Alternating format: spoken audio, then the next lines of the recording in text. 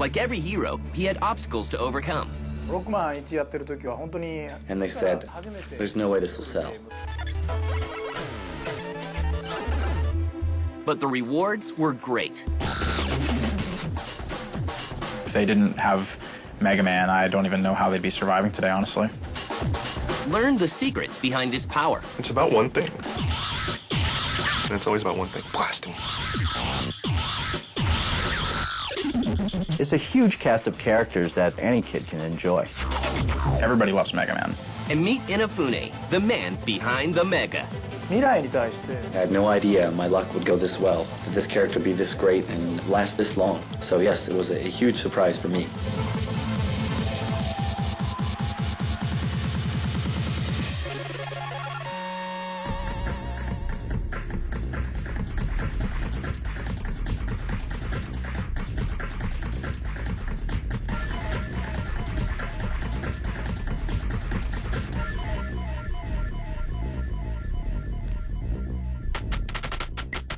In 1984, a Japanese video game company named Capcom hits its stride in the arcade scene with popular hits including 1942 and Gunsmoke. Their success allows them to expand, and a young artist named Keiji Inafune is hired. I've always liked drawing pictures. From a long time ago, I've always wanted to be an illustrator. Just about at the time that I'd graduated, video gaming companies were becoming very popular, and they had always wanted young, talented artists. And it was a good chance for me to break out, get into a company, and prove myself. So it just happened to be the right timing for me to be an illustrator. Inafune goes to work on Capcom's newest arcade game. The very, very first project I ever did was an arcade game called Street Fighter. Then after that, when we were doing the project, they said, we're working on a new title for the home consumer division, and we'd like you to participate in that. So it was at that time I joined the Megaman project. And the hunt for the hero turns personal. A lot of the character design for Megaman is based upon some of the Japanese cartoons that I saw when I was a child. I've always liked the images and the art, and when I was making this game, it was kind of like going back to my roots, going back to my childhood when I designed it. It was very fun to design that character. And that character needs a name. Before it was Rockman, it was originally going to be Mighty Kid, or Knuckle Kid, and this is how we were doing the package. So we decided on Rockman. And in the end, it did become the States, Mega Man. Actually, it's not a rock like a stone or a pebble. That was not where the name Rockman comes from. It comes from rock and roll. There's also another character named Roll. When I first designed the character, I had rock and roll in mind. That was the back image I was going off of when I designed a lot of the artwork. For me, Rockman, or Mega Man, has always been a game that's been designed with music in mind. Music's always been a very important part of the series. And just like Mega Man, even his creators show weakness. This is Mega Man 1, all the original bosses that I drew with my own two hands. When I look at it now, I think, man, I really wasn't that good, was I? If one of my character designers that work underneath me now were to bring something like that to me, I'd probably take one look and say, no way, this sucks, try again. With the characters and story in place, it's time to rock and roll.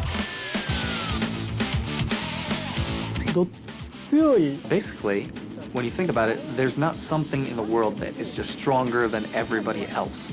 Almost everything has something it's stronger than and something that it's weaker to.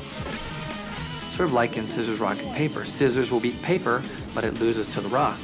Paper will beat the rock, but it loses to the scissors. So that's how the Mega Man weapons work.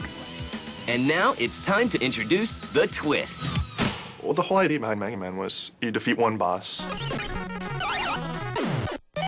and then you go to the next boss by using the weapon you just gained.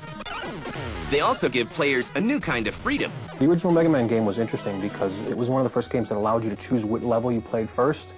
It was a linear platform game like a lot of other platform games, but you had a lot of freedom up front to choose the path that you wanted to take through the game. With Mega Man, they were giving the player something to look forward to, an element of strategy, which most games back then really didn't have. Once the game is finished, Inafune has to face his own bosses. After we got the game done, we took it over to sales. And we said, look, we got the game done, this is what it's like. And they said, there's no way this will sell. So I was really disappointed, of course. I was like, well, I tried my best, my hardest, really, really worked hard at it, and it didn't work out. Capcom decides to release the game in Japan in a limited amount. Surprising everyone, the game catches on in Japan. Capcom decides to bring the little robot to America. Before they cross cultures, they make a few changes. And like they say, it's what's on the inside that really counts. It had some of the worst box art in the history of video games. It doesn't look anything near the Mega Man that we see today. The box art for the first Mega Man game in the U.S. was done very quickly. The president of Capcom US said to his marketing guy, you know, we need a cover done tomorrow. And he went out and got a friend of his to do it in like 6 hours. And that's the reason why it turned out so bad. They had some 45-year-old guy with a strange-looking weapon. Despite the cover, word begins to spread. And sales of Mega Man begin to gain momentum. The first Mega Man was indeed a sleeper hit. Word of mouth really caught on with Mega Man. The Mega Man team begins to work on the sequel, but this time with a little extra help.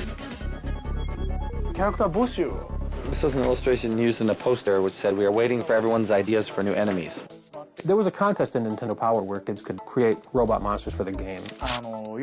From 2, we had children participating in the R&D of the game. So you really have the game kind of created by children for children. You have that child touch, actually. When the sequel arrives in America in 1989, there's already a captive audience ready to face the evil Dr. Wily. If I were to have to throw out one single Mega Man title that I really liked, I guess it would be Mega Man 2.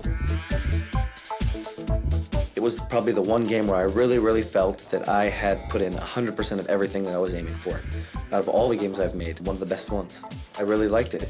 Capcom, realizing the potential of the game, throws their weight behind the series. When we made the first Mega Man, you're always limited by memory, how much space you have on the cartridges. And we had tons of characters that we had created that we all wanted to fit in the first game that we couldn't. So all the characters that were left over, we decided to put in number 2. A lot of the characters became a lot more bright and colorful. The sprites were a lot prettier in the second one. We were able to do a lot of things that we couldn't do in the first one. The game is popular, selling more copies than the original and ensuring that the Blue Bomber will return. Mega Man and Street Fighter came out around the same time, are responsible for, Capcom. They branded Capcom. They made them a company to be reckoned with. People didn't really know Capcom as a brand until, Mega Man came shooting in. With the success of 2 Mega Man games, Capcom rushes to release number 3. When Mega Man 1 and 2 and 3 hit, it was huge. I mean, they kept coming out in progression. Like, it was, one after the other after the other. Capcom didn't waste any time. They might not have known they had a hit on their hands, but once they did, it was immediate. Mega Man is on a roll, but Capcom's next move will be a frustrating one.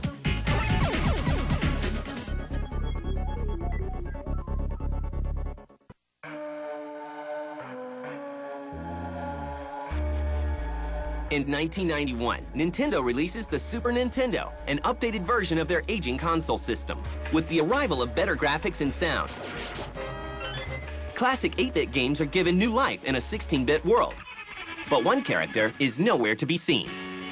I think they continued to do Mega Man games for the NES because, first of all, it was easy to do. It was inexpensive for them to develop additional Mega Man games.